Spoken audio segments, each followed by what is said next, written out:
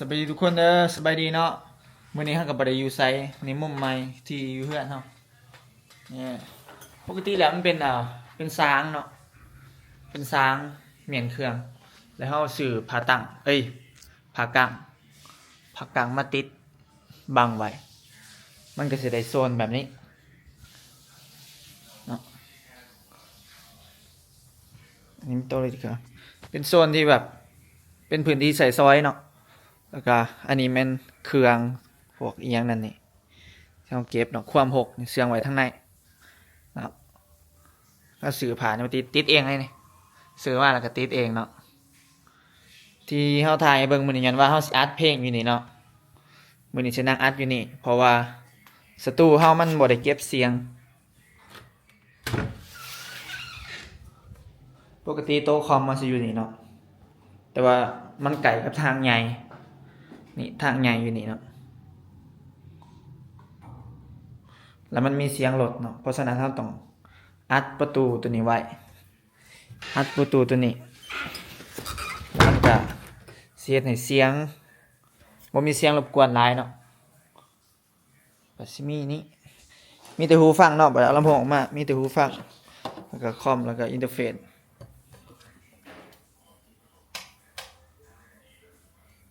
ซเนาะแล้วก็ไม้ที่เราใส่เป็นตัวนี้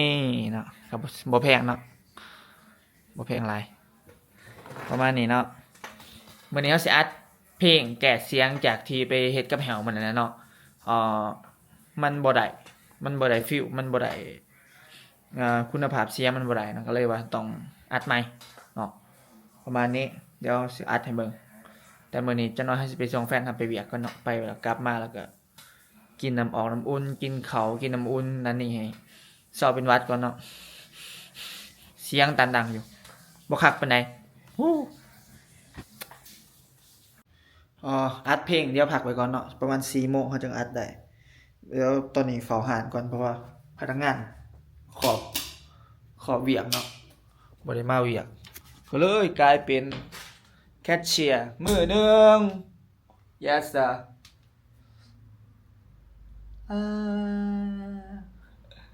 สู้ๆเนาะนี่สิรีวิวหานเนาะอันนี้เป็นหานของแฟนเฮาหานเบบี้เนาะซื้อหานว่าซื้อซอยแหน่เนาะก็ขายเสื้อสตรีทแฟชั่นอันนี้ทั่วไปเนาะเขามาหน้าหานก็สิเห็นประมาณนี้เนาะเป็นโซนหมวกโซนส่งค้าเครื่องส่งเนาะงามนี่เนาะนี่ก็แบรนด์19 Success เนาะเป็นแบรนด์ละเองตัวนี้แบรนด์เฮ็ดเองเนาะนี่เสื้อแต่ละคอลเลกชันเนาะใครอยากอุดหนุนมาได้เด้อใครมาลาวมายังก็มาอุดหนุนได้เด้อเนาะแบรนด์19 Success เนาะตัวนี้ประมาณตัวละแบรนด์เนื้อผ้าอย่างดีเลยผ้าดีทุกอย่างตัวนี้ประมาณ40 เหรียญประมาณ40 เหรียญเนาะเป็นแบรนด์19 Success แต่ละคอลเลกชันแตกต่างกันเนาะต่างอยู่ห่างกับซีรีส์วิวห่างให้เบิ่งเนาะนี่อันนี้ก็บ่แม่นแบรนด์เนาะอันนี้เป็นเสื้อแฟชั่นที่เขาเอามาขายทั่วไปเนาะก็มีโซนหมวกมีหลายแบบเลยนี่เลยโซนเสื้อสเวตเตอร์เนาะเสื้อหนาวกันหนาวอันนี้เช็คอินเนาะมาเช็คอินลินได้โย่ what's up เนาะเป็นเนาะมีหลายสีขาแบบนี้ก็มีเนาะหันนี่ส่วนหมวกตัวนี้หมวกมีหลายหมวกเลยเนาะส่วนเสื้อแมทให้พร้อมก็มีเนาะอันนี้เป็นของรองเครื่องฟิตติ้งรูมของรองเครื่องเนาะกว้างนะกว้างบ่คับแคบเนาะรองเครื่องสบายยืนสบายเลย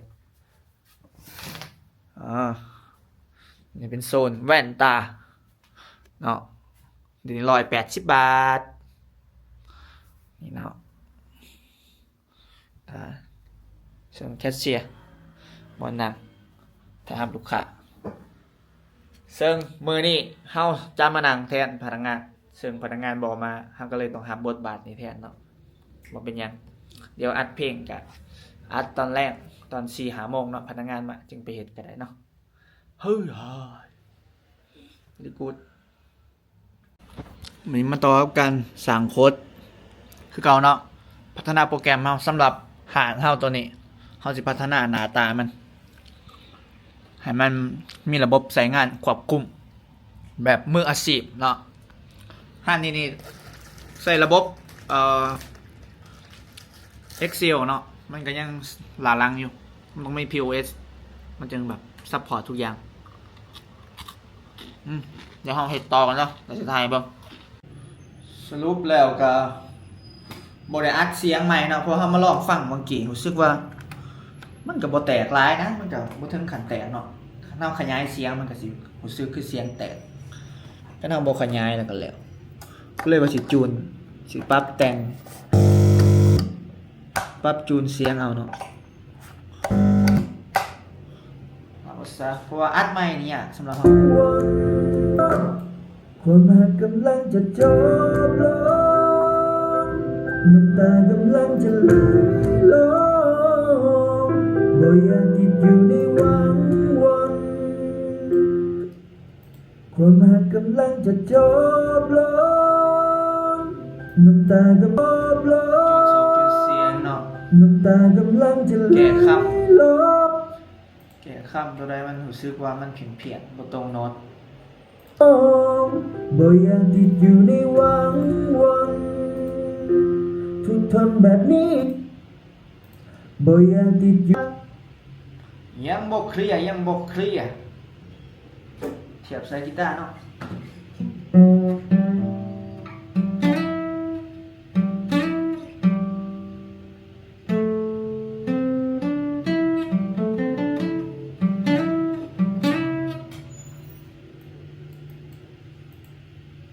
แบบนี้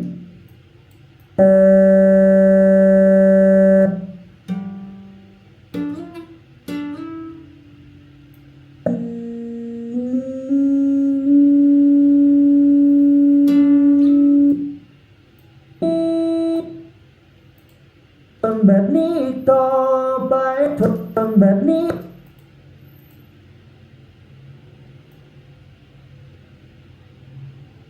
ทนแบบนี้ต่ออันนี้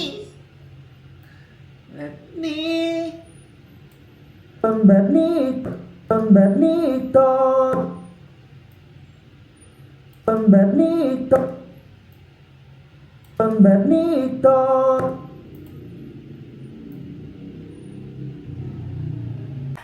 โอ้ยจูนเสียงสิแล้วจูนเสียงจนแล้วโปรแกรมค้างเนาะลืมบ่ทันกดเซฟซ้ำหมุนอยู่ติวๆโอ้ยคอมมันห่างคอมมันเก่าโอ้ยตายแล้วนั่นนี่เปิดมาใหม่สิเป็นไงบันทึกไว้ใครตีบ่บันทึกอินที่มันอุกเนาะโอ้ยจะบ้าตาย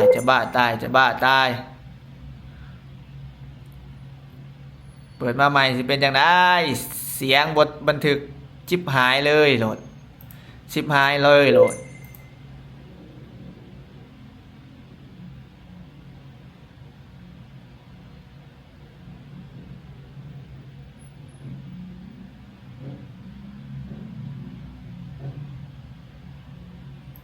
โปรเจกต์ก็จักอยู่ไสเนาะ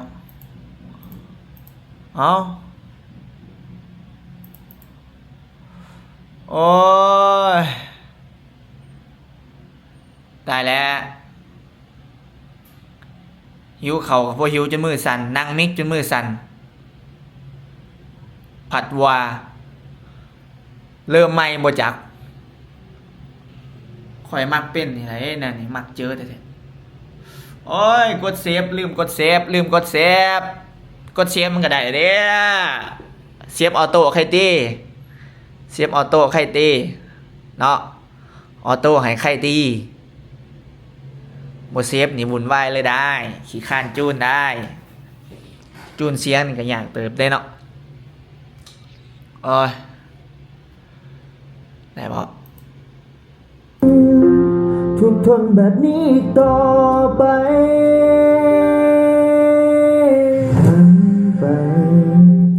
เรียบร้อยเนาะบ่ได้เซฟ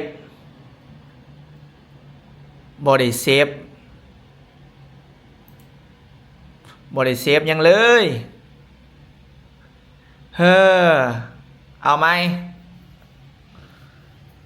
เนาะชีวิตเอาไหมได้เสมอคอมมันค้างเมื่อกี้นี่คอมค้างคอมตัวนี้ใส่มาตั้งแต่2019 2018 2019เนาะก็หลายปีเติมสเปคมันเก่าเลยนะว่าแล้วนะเนาะเดี๋ยวสื่อคอมใหม่มันแล้วเนาะนี่ถ่ายได้เงิน YouTube กันเด้ออ้าวทุกคนเลยก็เดี๋ยวบัดมิกเสียงแล้วสิเอาให้ฟังเนาะเฮ็ดแก้ปัญหาก่อนตอนแล้ว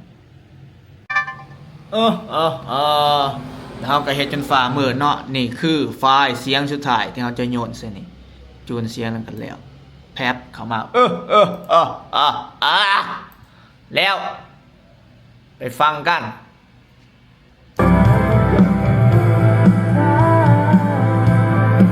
แล้วจะมิกให้ฟังเนาะ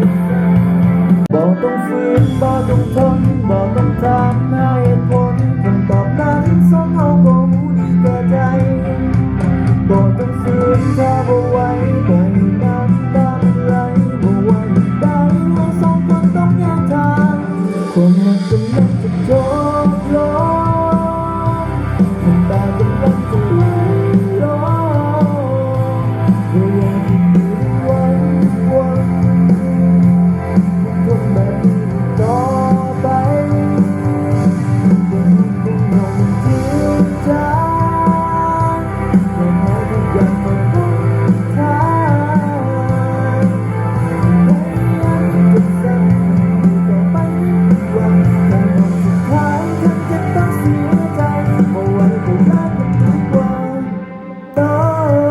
ที่ให้ยังเจ็บต่างฝ่ายก็ต่างบ่ยอมเสียใจบ่ไหวก็ลากันดีกว่า นี่แมนถิ่นลำพอนเนาะถิ่นลำพอนเป็นคนห้องต่างฝ่ายก็ต่างบ่ยอมเข้าใจเป็นจังใดสุดท้ายก็จบกันไปขอรู้ไปกันต่อได้หากเราเดินทางมาใกล้ได้เพียงสัญญา พ่อเนาะนี่แมนทอนของไอละ เป็นได้ละถ้าจะเลิกกันก็เลิกบ่ต้องมีลาโอเคบอกโอหักกันต่อไปก็เสียเวลา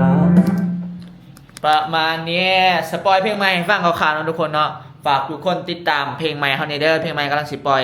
ถ่ายเดือนนี้แล้วเนาะเดี๋ยวทุกคนเด้อใครที่เบิ่งคลิปนี้ก็ฝากกดไลค์กดคอมเมนต์กด Subscribe ให้กำลังใจเฮานี่เด้อใครอยากเป็นสมาชิกกดได้เด้อบ๊ายบายเจอกันคลิปหน้าทุกคนบ๊ายบายเลิฟยูทุกคนเด้อ